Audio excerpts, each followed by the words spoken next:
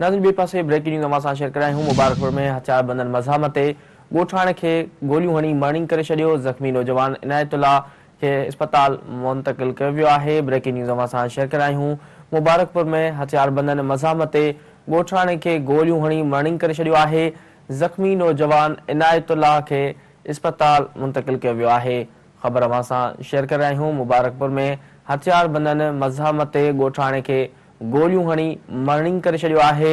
ज़ख़्मी नौजवान इनायतुल्लाह खे अस्पताल मुंतक़िल कयो वियो आहे। अफ़सोसनाक ख़बर अवां सां शेयर करे रहिया आहियूं। मुबारकपुर में हथियार बंदन मज़ाहमत ॻोठाणे खे गोलियूं हणी मर्णिंग करे छॾियो आहे।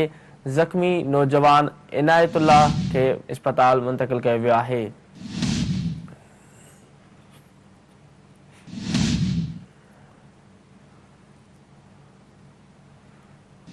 ख़बर अवां सां शेयर करे रहिया आहियूं। मुबारकपुर में हथियार बंदन मज़ाहमत ॻोठाणे खे गोलियूं हणी मर्णिंग करे छॾियो।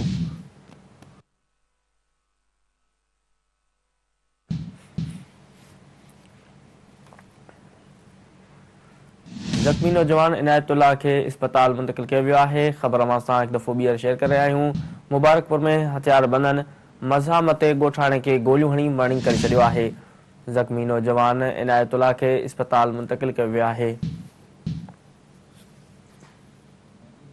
तफ़सील मालूम कंदासीं। टेलीफोन ते मौजूद आहे मजीद महर खां। जी मजीद, हथियार बंदन मज़ाहमत ॻोठाणे खे गोलियूं हणी मर्णिंग करे छॾियो आहे, इन बाबति आगाह कजो। जी बिल्कुल मुबारक शहर में वाक़िअ है। असुरवेल जेको ई दर्जी ईद अल उज़ा जे करे जेके सॼी राति हू पंहिंजे दुकान ते रहंदा। ॿ जेके वटू फाइम मोटरसाइकिल ते सवार हथियार बंद आया जिन उन्हनि खां फुर करण जी कोशिशि, जंहिं ते ॻोठाणो इनायतुल्लाह मोहतम जेको आहे मज़ाहमत करण ते हुन फायरिंग करे हुनखे ज़ख़्मी करे छॾियो आहे। ज़ख़्मी नौजवान खे वारिस तालका पनवा के अस्पताल खड़े विया आहिनि ऐं जॾहिं त हिन वक़्त ताईं फौरन जी का बि मालूमात न मिली रही है ऐं को बि केस दाख़िल न थी। ठीक है, मेहरबानी।